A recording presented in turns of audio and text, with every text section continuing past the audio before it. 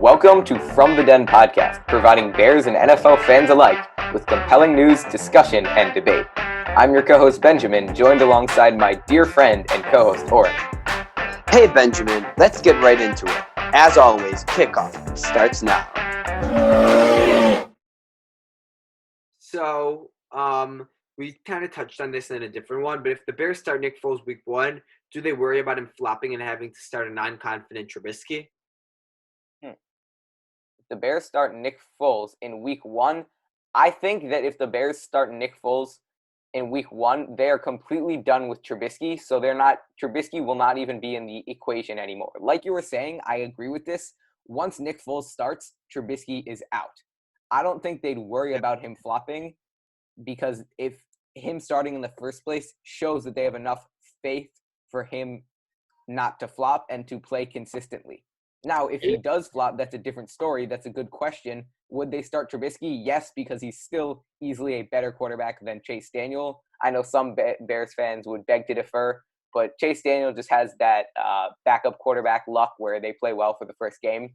That's my opinion on him. I don't think he's great, and Trubisky's better than him. But back to what we were talking about, if Nick Foles starts, I do not see the Bears worrying that much about having to put in Trubisky. Once they're committed to Nick Foles, they're very committed to him. Other than if they start Trubisky week 1, I think they're going to be very shaky into it and they'll very easily snap and go to Nick Foles. Whereas if they start Nick Foles and he's playing shaky, I think that they'll let him progress, which is ironic because usually you let the younger guy progress. But in this instance, I'm pretty sure that that'll be the case. The reverse will be the case. Yeah, so what I will say is that I agree with you. And I think that Trubisky, what will happen is with Trubisky is that the second that he's benched, confidence is gone. And the problem about Foles is that Foles and Trubisky are kind of similar in the aspect that some games they play great, some games they play bad. The difference is that I feel like Foles can go on a run of great games and a run of terrible games.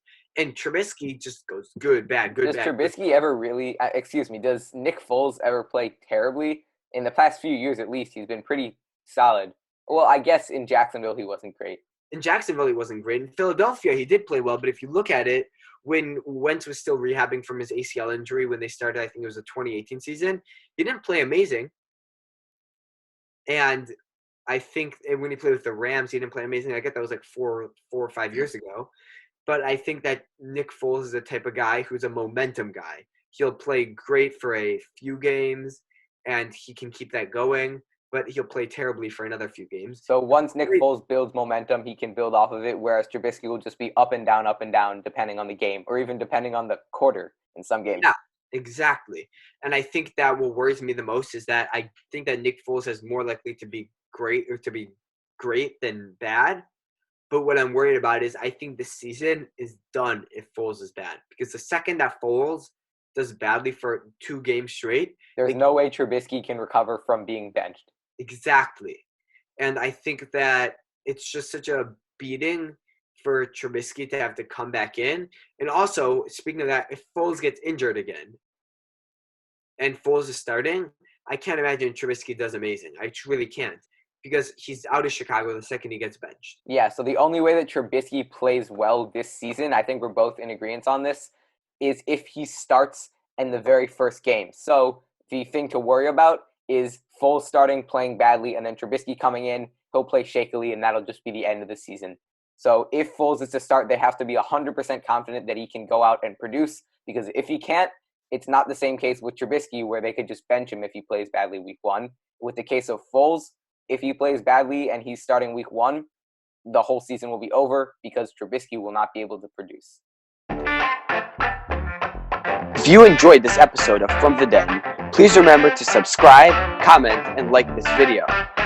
Or, if you're a Packers fan, remember to dislike and leave a nasty comment. Click the links on the screen to access additional content.